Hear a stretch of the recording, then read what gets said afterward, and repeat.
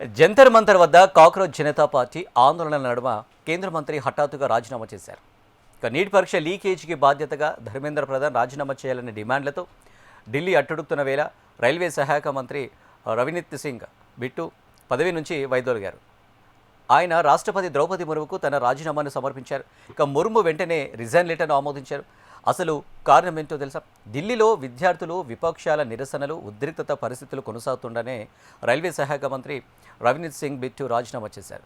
భారత రాజ్యాంగంలోని class 2 article 75 ప్రకారం ప్రధాని నరేంద్ర మోడీ సూచన మేరకు రాజీనామా చేశారని రాష్ట్రపతి భవన్ వెల్లడించింది. ఇక రాజ్యసభ సభ్యుడిగా రవినీత్ పదవీకాలం జూన్ 21న ముగియడమే అందుకు కారణం. ఇక రాజస్థాన్ నుంచి 2021 ఆగస్టు నుంచి ఎగువ సభకు ప్రాతినిధ్యం వహిస్తున్న ఆయన తన పదవీకాలం ముగియడంతో రాజీనామా చేశారు. ఇక పంజాబ్కు చెందిన రవినీత్ వచ్చే అసెంబ్లీ ఎన్నికల్లో పోటీ చేయనున్నారు. ఇక భారత ప్రభుత్వంలో మంత్రిగా పనిచేసే అవకాశం కల్పించినందుకు రాష్ట్రపతి ద్రౌపది ముర్ము, ప్రధాని నరేంద్ర మోడీలకు హృదయపూర్వక కృతజ్ఞతలు కూడా తెలియజేస్తున్నారు.